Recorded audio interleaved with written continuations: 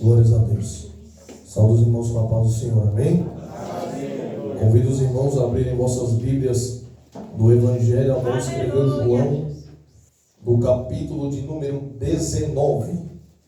Evangelho de João, capítulo de número 19.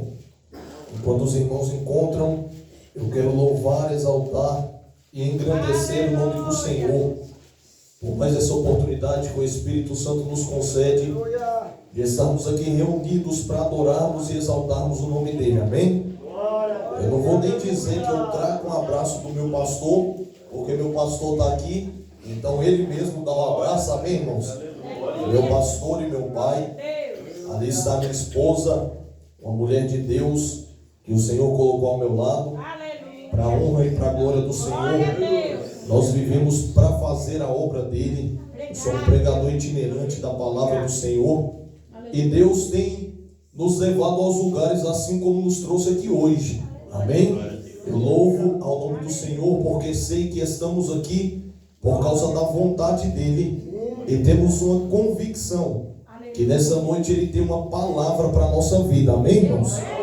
Eu estarei lendo apenas um versículo, e é o versículo de número 30, amém? Evangelho de João, capítulo de número 19, versículo de número 30.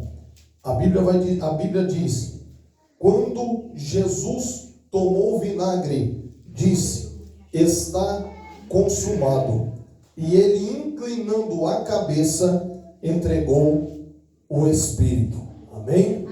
Pode tomar o seu assento nessa noite, adorando, exaltando e agradecendo o nome do Senhor. Eu ia fazer um pedido, se tiver como colocar um fundo musical para mim, ou o irmão fazer o fundo no violão, eu vou ficar muito grato, amém? O jeito que ficar melhor para vocês. Meus irmãos, a palavra de Deus nos diz no Evangelho de João, capítulo de número 19, versículo de número 30, sobre o que Jesus vai dizer na cruz do Calvário, quando ele entrega o seu Espírito para Deus.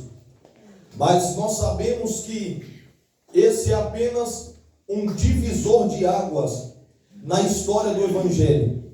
E eu quero voltar um pouco na história com os irmãos, para que nós venhamos entender melhor o plano perfeito da salvação de Jesus Cristo na cruz do Calvário. A Bíblia vai dizer, no livro de Gênesis, que Deus dá forma para o homem do pó da terra. Deus vai trazer o homem à existência, vai dar forma para ele. E a Bíblia vai dizer que Deus sopra nas narinas daquele projeto de homem o fôlego de vida. E depois que Deus sopra o fôlego de vida, então aquilo que era apenas barro vai se tornar alma vivente. Deus vai trazer à existência o primeiro homem da humanidade. O livro de Atos dos Apóstolos, capítulo de número 17, versículo de número 28, vai dizer que por ele nós vivemos, existimos e nos movemos. E nós temos que entender que existe uma ordem da criação aqui, porque a Bíblia vai dizer que Deus traz a existência, Deus sopra o fôlego e o homem vive, e depois que ele começa a viver, ele se move. Então nós temos que entender que o ser humano só pode se mover após receber o sopro do Espírito de Deus. Tem muita gente aí no mundo que tem batido cabeça, tem muita gente no mundo aí fora que vai para um lado e para o outro, procura solução em várias coisas e nada dá certo. Por quê? Porque existem, se movem, mas não vivem, porque só existe vida na presença do Espírito Santo de Deus. Só existe vida na vida de um ser humano que carrega a presença do Espírito com ele. A Bíblia vai dizer que Deus traz a existência ao primeiro homem. Certo dia Deus vai olhar para o homem e vai ver que não era bom que o homem estivesse só. Então Deus vai trazer um sono profundo sobre Adão, e de uma costela de Adão Deus vai trazer à existência Eva. Agora Adão tem uma companheira. Eles vivem felizes no Éden. E todos os dias a Bíblia vai dizer que na viração do dia, Deus descia no Éden para se relacionar com Adão e com Eva.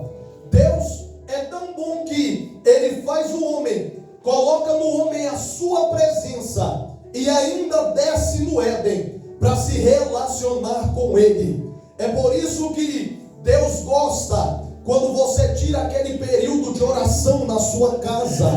É por isso que Deus gosta quando você pega a sua Bíblia, abre ela e medita na palavra do Senhor. Porque Deus criou o homem para que o homem tivesse relacionamento com Ele. É por isso que Ele vai nos chamar de filhos, porque um filho se comunica com o seu pai.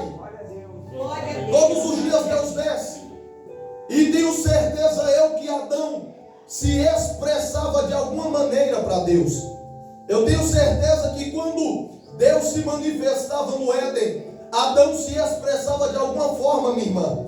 Porque não tem como a glória de Deus se manifestar em algum lugar e o povo ficar sem fazer nada. É por isso que quando alguém canta e nós sentimos a presença, tem uns que choram, outros dão glória, outros dão aleluia, outros falam a língua dos anjos, porque quando a glória de Deus se manifesta em algum lugar, nós nos expressamos de alguma maneira.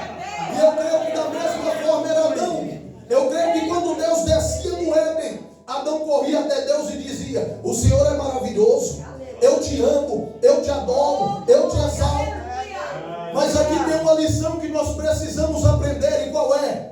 Falar que ama a Deus é fácil.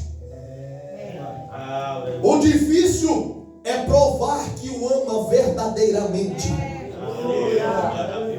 E como é que Deus vai fazer essa prova conosco? Através da obediência. Porque Deus vai olhar para Adão e vai dizer: Adão, está vendo esse jardim? Você pode comer de todas as árvores que tem aqui, mas tem uma, Adão, que dessa você não pode comer. É a árvore do conhecimento do bem e do mal. E se você comer dessa árvore, Adão, certamente vocês morrerão. Deus está olhando para Adão e está dizendo: os seus elogios eu tenho ouvido todos os dias. Você falando que me ama, eu tenho escutado da sua boca para fora. Mas agora eu vou te dar a oportunidade de provar que me ama de verdade. Falar que me ama é fácil, Adão. Prova. A Bíblia vai dizer que, como sempre, Deus desce no Éden. Mas quando Ele desce no jardim, cadê Adão? Aonde está Eva? E Deus vai fazer uma pergunta dizendo: Adão, cadê você? Todos os dias quando eu desço, você vem correndo, cheio de elogio. Eva, aonde você está? E sabe o que Adão vai dizer? Senhor, eu estou com vergonha, porque estou nu. Nós temos que entender que a presença de Deus é tão poderosa, que quando ela se manifesta em algum lugar, tem gente que confessa pecado até sem perceber. Porque como que Adão ia saber se estava nu, se ele era inocente? Adão está confessando o seu pecado sem perceber. E Deus vai perguntar: Adão, você comeu da árvore que eu disse que não era para comer? Sabe o que Adão vai dizer? Foi a mulher que tu me deste. Sabe o que a mulher vai dizer? É culpa da serpente. Mas quando chega na serpente, a acusação acaba. Porque Satanás não está nem aí se a culpa é dele ou não. O que ele quer ver é o Filho de Deus pecando. Quando chega nele, ele diz: a culpa é minha mesmo. Eu vim foi para roubar, para matar e para destruir. E nós muitas das vezes temos um grande problema que Adão e que Eva tiveram. Nós sempre queremos colocar a culpa nos outros, de um pecado que fomos nós que cometemos. Ah, Senhor, mas foi o diabo que me tentou. Irmão, o diabo pode tentar do jeito que ele quiser. Você só cai se quiser. Ele não pode te pegar e te obrigar a pecar. Se você pecou, o erro foi seu. E um dos princípios do arrependimento é reconhecer que eu errei. Deus vai olhar para Adão e para Eva. Vai dizer: Adão, a partir de hoje, tu vai ter que trabalhar. Tu vai comer do teu suor. Eva, a partir de hoje, você vai passar a sentir dores de parto. Vai olhar para a serpente e vai dizer: agora você é maldito entre os animais, porque você vai andar agora rastejando. Mas deixa eu dizer uma coisa para os irmãos: a maior perca que Adão teve não foi perder a oportunidade de ficar tranquilo todos os dias. A maior perca que Eva teve não foi perder a oportunidade de não sentir dor em toda a sua vida. A maior perca que Adão e Eva tiveram foi quando Deus retirou deles a presença do Espírito Santo. A maior perca na vida de um homem não são percas materiais. O homem está fracassado, o homem está falido, o homem está derrotado quando ele perde a presença de Deus. Mas eu acredito que nessa noite aqui tem uma igreja que não perdeu a presença, que não perdeu o zelo pela glória. Eu acredito que eu estou pregando para uma igreja que zela pela presença do Altíssimo Deus. Aleluia! Adão e Eva perderam a presença. O inferno está orando e está pensando: cumprimos o nosso dever. Porque coisa terrível para o inferno é bater de frente com um homem e com uma mulher cheio da presença. Pensa de um povo que dá prejuízo para o inferno. É homem e mulher que carrega a presença de Deus. Mas só que o inferno está orando e está dizendo: deu tudo certo. Conseguimos fazer o homem perder a presença. Porque homem sem a presença para o inferno não vale de nada. Mas só que Deus tinha um plano perfeito antes do inferno preparar o plano dele. Sabe o que a Bíblia vai dizer em Gênesis capítulo de número 3?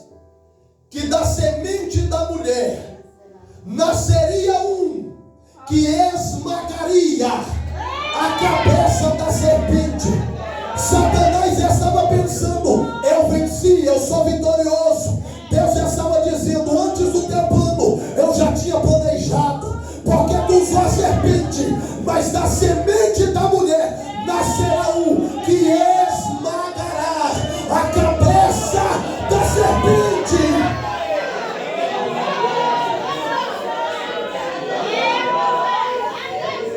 Agora nós vamos acompanhar a Bíblia no Antigo Testamento e vamos ver que o Espírito Santo não habita mais em homens.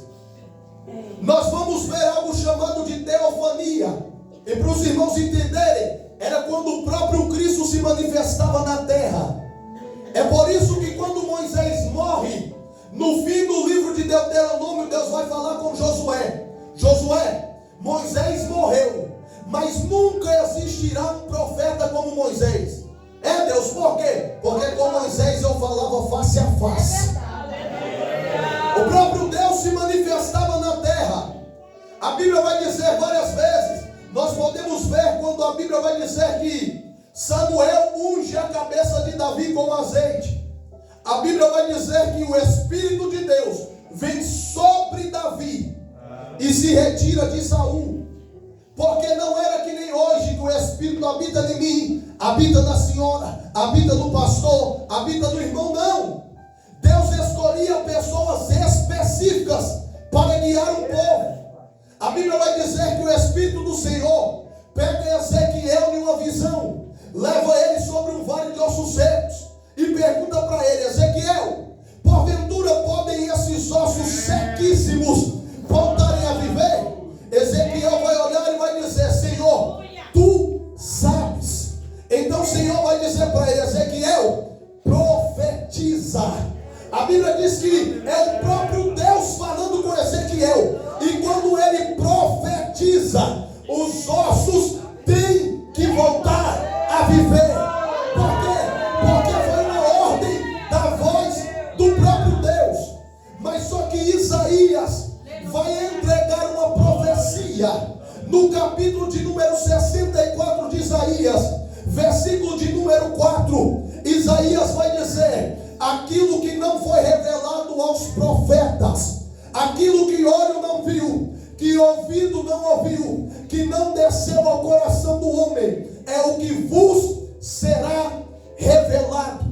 Isaías está entregando uma profecia, mas essa profecia é mais profunda do que pensamos, porque olha o que Isaías está dizendo: o que não foi revelado a nenhum dos profetas. Irmãos, olhe para trás de Isaías. Quantos profetas não passaram? Quantos homens de Deus não viveram? E ele está dizendo: não foi revelado para nenhum deles. É aquilo que o olho não viu, que o ouvido não ouviu, que não desceu ao coração do homem, é o que vos será revelado. Mas só que Paulo vai nos escrever na carta de 1 Coríntios, capítulo de número 2, versículo de número 9. Paulo vai escrever dizendo: como disse o profeta. Ele está se relatando a Isaías, e Paulo vai seguir dizendo: o que o olho não viu, que o ouvido não ouviu, que não desceu ao coração do homem, que não foi revelado aos profetas, é o que vos foi revelado pelo Espírito de Deus. Porque só o Espírito tem poder para revelar as coisas mais profundas ao coração do homem. Mas espera aí, pregador. Isaías está dizendo que será revelado, e Paulo está escrevendo que já foi revelado. O que foi que aconteceu entre Isaías e aconteceu entre Paulo? A Bíblia vai dizer no Evangelho de Lucas, capítulo de número 1, que existia um sacerdote chamado Zacarias, da turma de Abias, esposo de uma mulher estéril chamada Elizabeth. A Bíblia vai dizer que esse homem era irrepreensível em todos os mandamentos do Senhor. Ele não tinha do que se envergonhar. Dá um ano e vai ter um sorteio para ver quem iria fazer o sacrifício. Naquele ano ele é sorteado. Entra no Santo dos Santos para sacrificar ao Senhor. Mas naquele dia vai acontecer algo diferente. Porque a Bíblia vai dizer que o anjo Gabriel aparece para ele, o mensageiro do Senhor. Vai olhar para aquele homem e vai dizer: Zacarias. E ele diz: pode falar. E o anjo vai dizer: a tua mulher vai engravidar. A Bíblia diz que Zacarias abre um sorriso e diz: não, eu estou achando que você errou, o homem que está entregando a profecia, porque eu já sou avançado em idade. A minha mulher, além de ser velha, é estéril. Nós tentamos a vida inteira ter um filho e nunca deu certo. A Bíblia vai dizer que o anjo olha para ele e diz: porque tu zombaste, agora tu vai ficar mudo até a criança nascer. E o nome da criança será João. A Bíblia diz que Zacarias sai, se deita com sua esposa e a mulher engravida. A Bíblia vai dizer que 6 meses depois, esse mesmo anjo vai até Nazaré e vai visitar uma virgem chamada Maria. A Bíblia vai dizer que o Espírito se revela para ela e diz: você vai engravidar, você será mãe, mas o que gerará dentro de você não é fruto dessa terra, não é fruto do homem, é fruto do Espírito Santo de Deus. A Bíblia diz que aquela jovem acredita, mas ela estava noiva de José o carpinteiro. E como que a virgem vai explicar para o seu noivo que ela está grávida e que é fruto do Espírito? Ela chega para José e diz: olha, eu estou grávida, mas foi um anjo que apareceu para mim, é fruto do Espírito. José ouve, finge que acredita, mas faz um plano. E o plano de José era: eu preparo minhas malas, vou dormir, de madrugada cedo eu levanto e vou embora. Que história é essa de fruto do Espírito? Que história fiada é essa para cima de mim? Mas só que a Bíblia diz que quando José dorme, com a intenção de acordar de madrugada e ir embora, o anjo do Senhor aparece para José em sonho e diz: não foge, porque o que gera dentro dela é fruto do Espírito Santo de Deus. Deixa eu te dizer uma coisa nessa noite: o Deus que nós servimos não é Deus de confusão, porque o Deus que nós servimos é o Deus que fala com Maria, mas se for preciso, Ele também fala com José. Ele é um Deus de coisa certa.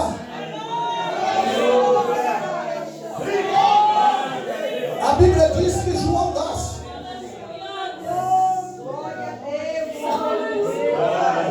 Passa-se um tempo, o menino Jesus também nasce. Quem olhava, pastor, pensava que era o filho de Maria e de José, mas não sabiam quem era aquela criança verdadeiramente. A Bíblia diz que com 12 anos o menino debatia com os mestres da lei, fazia perguntas que eles não conseguiam responder, e a sabedoria dele impressionava aqueles homens que o ouviam. Eles olhavam e pensavam: de onde vem a sabedoria desse menino? Mas nós que conhecemos Bíblia sabemos que a sabedoria dele vinha do céu. A Bíblia nos diz que agora Jesus não aparece mais no cenário, só vai aparecer com 30 anos de idade. Mas só que sabe o que chama a minha atenção? É que dos 12 aos 30 anos Jesus não aparece no cenário, mas isso não impediu ele de crescer. Lugar de crescimento é aonde ninguém te vê. Lugar de crescimento é aonde ninguém está te assistindo. Tem gente que acha: eu vou crescer quando eu pegar o microfone para pregar. Tem gente que acha: eu vou crescer quando eu pegar o microfone para cantar. Mas Deus já está falando com alguém. Lugar de crescimento é quando tu entra no teu quarto, fecha a tua porta, fala com teu pai em secreto, e em secreto o teu pai te responde.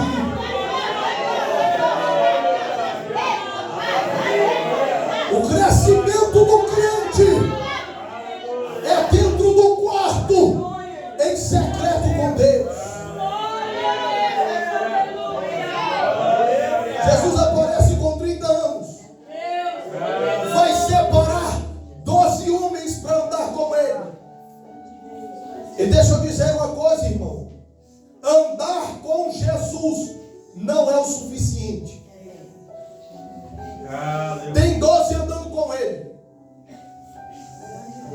mas nós sabemos que um dos 12 é o que vai trair Jesus. Meu Deus. Aqui nós temos que entender alguns graus de intimidade com Deus. Porque ele chama, e tem gente que ouve o chamado dele e diz: tá bom, eu ando contigo. Ele vai te chamar para sentar na mesa. Você diz: tá bom, eu sento na mesa.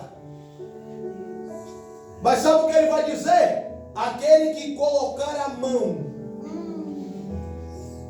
no prato, no pão, junto comigo, esse irá me trair.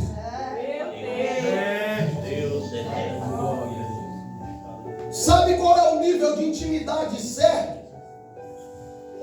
É o do apóstolo amado. Andou com Jesus, sentou com Jesus, teve comunhão com Jesus, porque o partir do pão era comunhão. E ele colocou a cabeça no peito de Jesus. Grande Deus. Sabe o que é isso, irmão? É estar tão próximo de Jesus, a ponto de conseguir ouvir as batidas de seu coração. Estar tão próximo de Jesus, a ponto de abrir mão de viver as nossas permitir que Deus viva dele em nós. Aleluia. Não é o que a Bíblia diz? Já não vivo mais eu, mas Cristo vive em mim. Não é o que a Bíblia diz? Eu já estou crucificado com Cristo. Crucificação é morrer, irmãos. A nossa carne tem que morrer para as nossas vontades, para que nós venhamos viver a vontade de Jesus. Saia daqui com isso nessa noite. Não é o suficiente andar com Jesus. Não é o suficiente sentar na mesa com Ele. Não é o suficiente pegar no pão junto com Ele. Tem que morrer para que Ele viva. Tem que morrer, tem que matar a carne. Tem que renunciar o mundo. Tem que dizer, Senhor, que eu diminua e que o Senhor cresça na minha vida.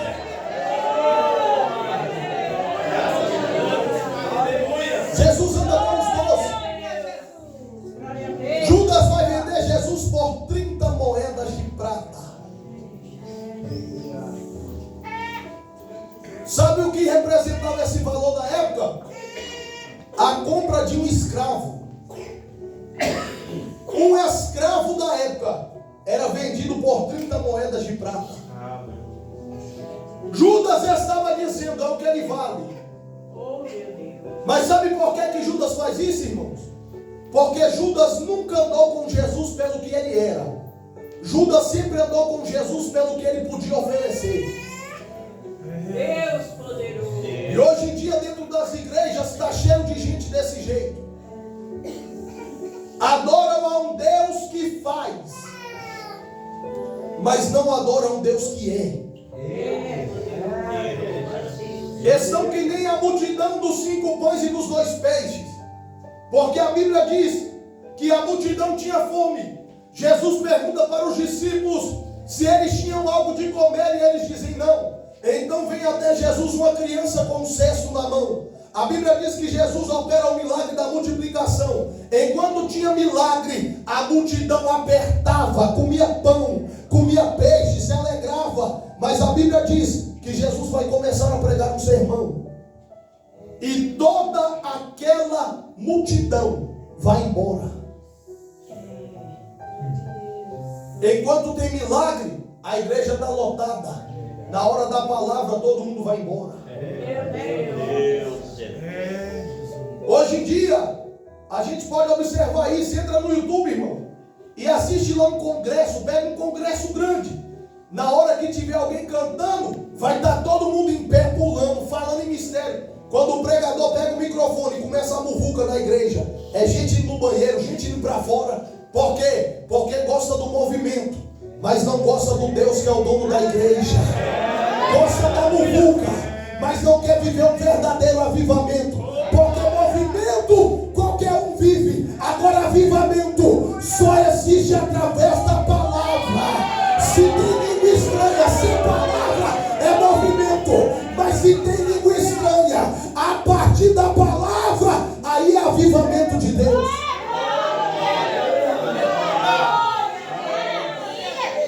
Judas andava com Jesus pelo que ele podia oferecer, não pelo que ele era. Então ele vai ver mais uma oportunidade e vai dizer: vai me dar lucro. São 30 moedas de prata. E sabe o que ele vai dizer? Ele vai dizer: aquele que eu beijar no rosto, esse é o Cristo. Deixa eu te dizer uma coisa, irmão. Até Jesus, o Filho de Deus, foi traído. Quem somos nós para não sermos? E sabe o que acontece hoje? Se o irmão fala aquilo que nós não queremos ouvir, a gente empurra e quer desviar da igreja. Se algum irmão pisa no nosso calo, a gente abre a boca e fala assim: o meu estupim é curto. Aqui em Minas os irmãos falam isso: meu estupim é curto. Lá no DF lá tem esse ditado: meu estupim é curto. Fala aqui também, varão. Olha, o irmão já entregou. E sabe o que é o estupim, irmão? É aquela cápsulazinha que tem em cima da granada. Quando você está falando, o meu estupim é curto, você está dizendo, aonde eu chego eu causo destruição. Porque tem crente que é desse jeito. Se pisar no calo dele, ele explode que nem uma bomba.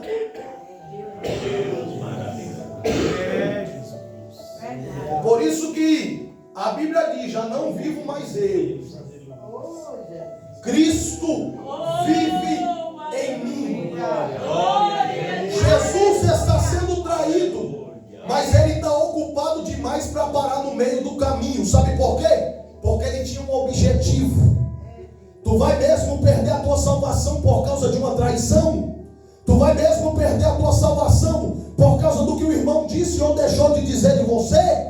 Você vai mesmo perder a salvação porque alguém pisou no teu calo? Faça que nem Jesus. Estão beijando o teu rosto e estão te traindo. Estão te vendendo por 30 moedas de prata. Mas Jesus está dizendo, eu tenho um objetivo, eu tenho um propósito. Eu estou ocupado demais para dar atenção para traidor. Eu tenho que chegar no alvo que Deus colocou na minha vida.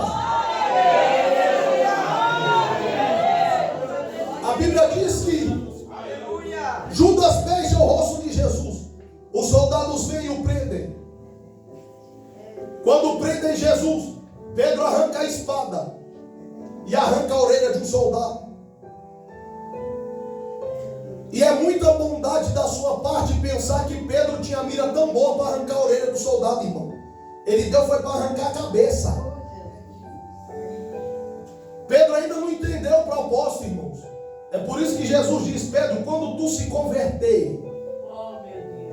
Mas só que aqui mostra a bondade de Deus e a visão que ele tem além da nossa.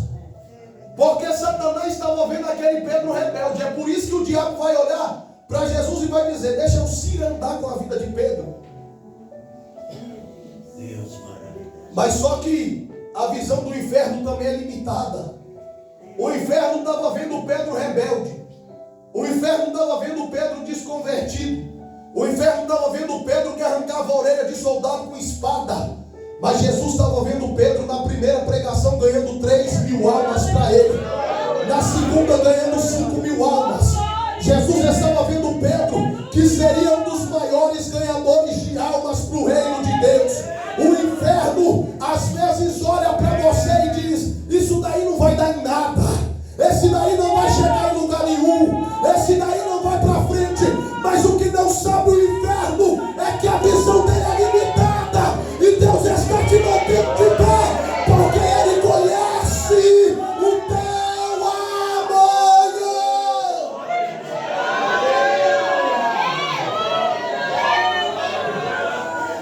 Aleluia. Jesus vai ser levado, vai ser açoitado. Na ponta daqueles chicotes tinha um pedaço de esfera e pedaços de ossos de animais. Quando o chicote batia nas costas de Jesus, a esfera amassava a sua carne e aqueles ossos entravam na carne e arrancavam pedaços. Ao mesmo tempo que ele estava sendo esmagado, ele estava sendo dilacerado. E foi por causa do meu e do seu pecado. Quem era para tomar aquelas chicotadas era eu e você. Quem era para estar lá naquele lugar era eu e você. Mas ele se entregou em nosso lugar. A Bíblia diz que o castigo que nos traz a paz estava sobre ele, e pelas suas pisaduras nós fomos sarados. Foi açoitado, foi humilhado. Pegaram a cruz, deram para ele carregar, fizeram uma coroa de espinhos e cravaram na cabeça dele. No meio do caminho ele cai, porque a cruz era pesada, já tinha perdido muito sangue. Mas a Bíblia vai falar sobre um homem chamado Simão Sirineu, que aparece no meio do caminho. e ajuda Jesus a carregar a cruz. Chega até o lugar da crucificação. De um lado de Jesus tem um ladrão, do outro lado tem outro. E naquela época se escrevia em cima da cabeça de quem estava sendo crucificado o que aquela pessoa era. Do lado direito de Jesus, em cima da cabeça do homem tinha escrito ladrão. Do lado esquerdo de Jesus, em cima da cabeça do homem, estava escrito ladrão. Mas na cruz do meio estava escrito Jesus o Nazareno, o rei dos judeus. Tem gente que vai chegar até Pôncio Pilatos e vai dizer: tu escreveu errado, era para colocar o que se diz ser o rei dos judeus. Mas Pilatos vai olhar e vai dizer: o que escrevi, escrevi, eu não mudo. Sabe por quê? Porque Jesus foi tão verdadeiro que nem na cruz podia ter mentira. Não tinha como escrever o que se diz ser o rei, porque Ele é o rei dos reis, Ele é o Senhor dos senhores, Ele é onipotente, onipresente, onisciente. Ele é o que abre porta e ninguém fecha, Ele é o que fecha a porta e ninguém abre. Ele é o rei dos judeus. E Ele é tão poderoso que nem na cruz do Calvário conseguiram calar a mensagem dele. Porque de um lado o ladrão olha e zomba. Ele vai dizer: tu não és o Filho de Deus, tu não és o Cristo, então desce daí. Mas do outro lado tem um que vai olhar para o que estava escrito, vai lembrar do que Jesus pregava e vai dizer: esse homem disse que tem um reino, esse homem disse que tem um reino, mas o reino dele não é nessa terra, porque ele está sendo crucificado, mas está escrito que ele é rei. Sabe o que esse homem vai olhar para Jesus e vai dizer? Lembra-te de mim quando entrares no teu reino. Até na cruz Jesus pregou, até na cruz Jesus tinha uma mensagem. Um não quis saber, um preferiu zombar, mas o outro foi salvo, o outro foi alcançado pela mensagem da cruz. E Jesus vai olhar para ele e vai dizer: eu te digo ainda hoje, estarás comigo, estarás comigo no paraíso. Jesus está pendurado na cruz e ele vai dizer: eu tenho sede, me dê água. Sabe o que eles vão fazer? Vão molhar uma esponja em vinagre e colocar na boca de Jesus. E a Bíblia diz que Jesus, experimentando daquela esponja encharcada de vinagre, ele diz: Pai, está consumado. Entrega o seu espírito e a sua cabeça cai.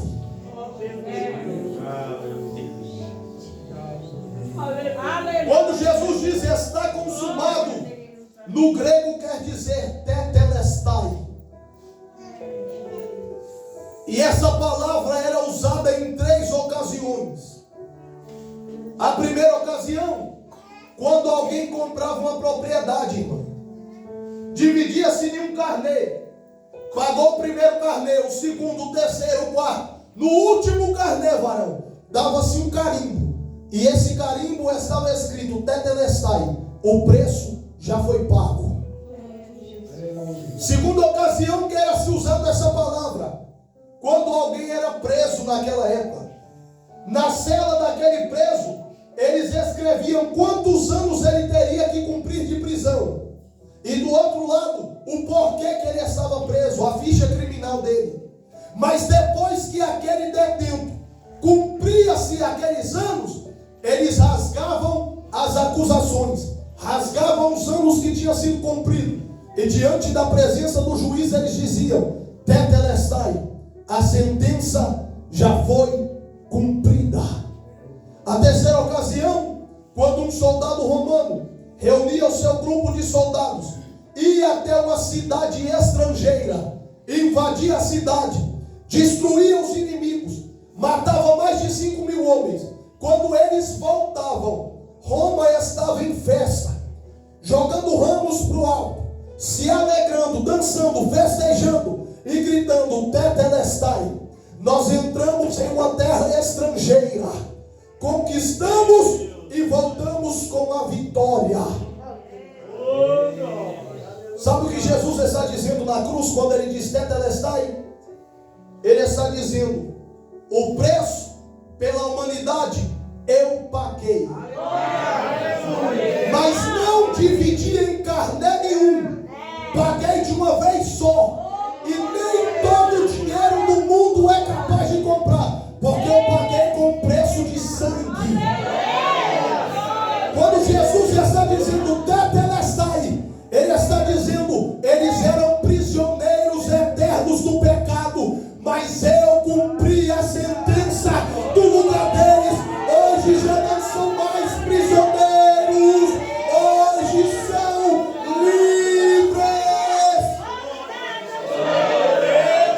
Quando Jesus está dizendo Tetelestai, ele está dizendo: eu também desci na terra como estrangeiro, porque a minha pátria é o céu. Mas eu não vim aqui para matar ninguém.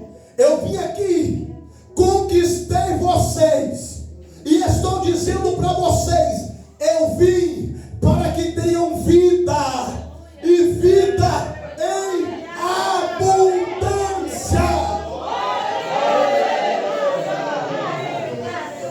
Eu já vou encerrar. Deus fez tudo isso, mas Ele foi tão bom, que Ele disse: além de fazer tudo isso, eu ainda vou devolver a presença do Espírito Santo para o homem.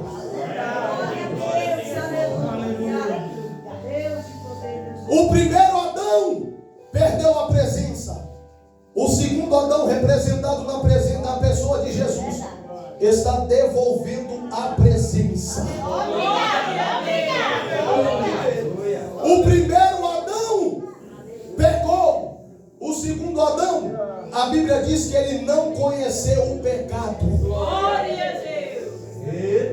O primeiro Adão não foi exemplo para ninguém. O segundo Adão, a Bíblia diz que ele é o caminho, a verdade e a vida. E ninguém vai ao Pai se não for por ele. Jesus veio para consertar o que o homem começou destruindo. É por isso que ele diz: aquele que começou a boa obra é fiel para terminar.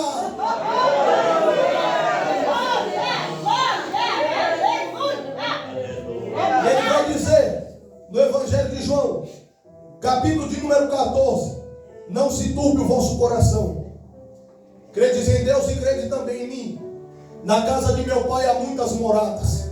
Se não fosse assim, eu não vos teria dito: eu vou preparar-vos lugar. E quando este lugar estiver preparado, eu voltarei para vos buscar, para que onde eu estiver, vós estejais também. Sabe o que ele vai dizer? Eu estou voltando para o meu Pai, mas eu roguei a meu Pai que não vos deixe órfãos. Eu roguei ao meu Pai que vos envie outro Consolador, e esse estará com vocês até a consumação do século. Mas deixa eu revelar uma coisa para você nessa noite.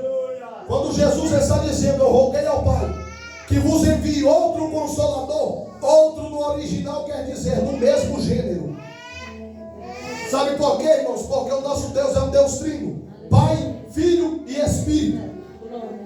Mas deixa eu te dizer uma coisa: eles trabalham de maneiras diferentes, sim, mas onde um está, os três estão. Sabe o que Jesus está dizendo? O meu corpo não estará mais entre vós, mas eu sempre estarei presente no meio da igreja. O meu corpo vocês não verão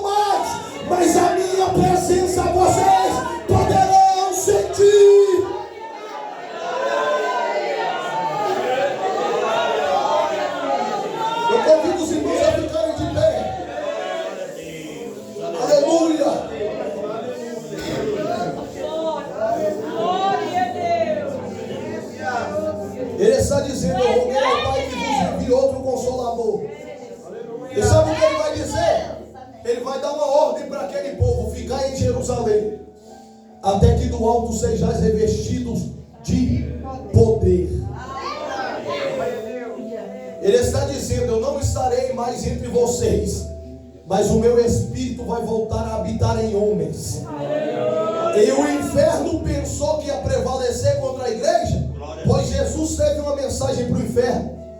Evangelho de Mateus, capítulo de número 16, versículo de número 18. Tu és Pedro, e sobre esta pedra eu edificarei a minha igreja, e as portas do inferno não prevalecerão contra ela. Sabe por que Jesus está dizendo que as portas do inferno não prevalecerão? Porque a igreja vem aí, o inferno fecha a porta e diz: aqui não passa. Mas Jesus está dizendo: sai do meio, Satanás, porque aí vem a igreja. As portas do inferno não prevalecerão contra a igreja do Senhor. Porque a igreja do Senhor é a igreja cheia. A igreja do Senhor é uma igreja que adora. A igreja do Senhor é uma igreja que é fiel à sua palavra. A igreja do Senhor é uma igreja cheia, cheia, cheia, cheia, cheia do Espírito Santo dele.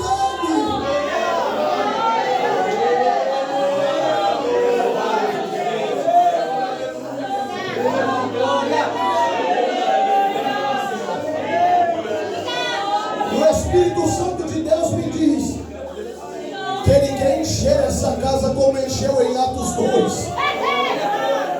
Ele quer renovar vaso aqui nessa noite. Ele quer derramar poder, quer derramar glória, quer derramar unção. Hoje é noite de sair daqui cheio, transbordando, derramando da presença dele. Adore ele, adore ele, adore ele, adore ele. Ele está nesse lugar. Ele recebe a tua adoração. Ele está aqui.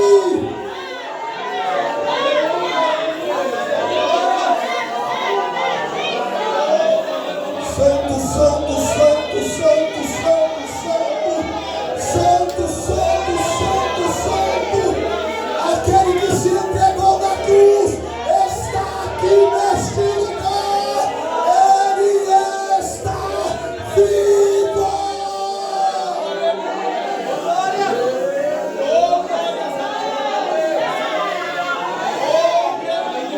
Renova a tua igreja, Senhor. Renova, renova, renova, renova. Vai visitando aquele que está fraco, visita o que está caído, visita o abatido. Levanta ele hoje, renova as forças, restaura a alegria, porque só o Senhor tem poder, o Senhor tem poder, o Senhor tem poder, o Senhor tem poder.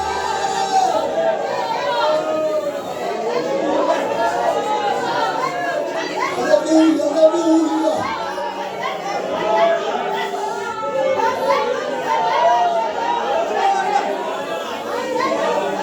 Só quem é batizado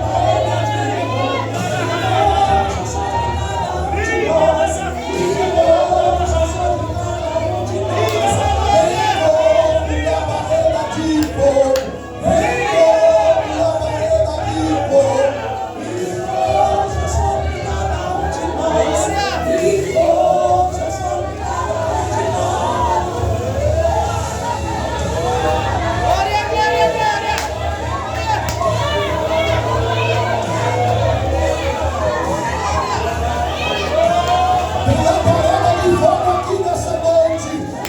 Tem labareda de fogo aqui nessa noite. Só vai sair vazio quem quiser. Mas quem quiser poder receba.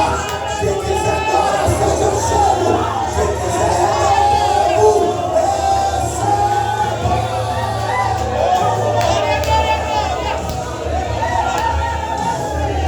Glória, glória, glória, glória, glória, glória.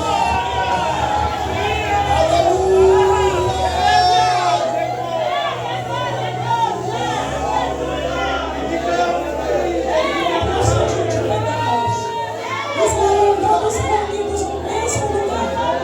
E de repente ouviu-se um som como de um vento veemente e impetuoso. E encheu a casa onde estavam assentados. E foram vistos por eles línguas repartidas como de fogo, as quais repousaram sobre cada um deles. E todos foram cheios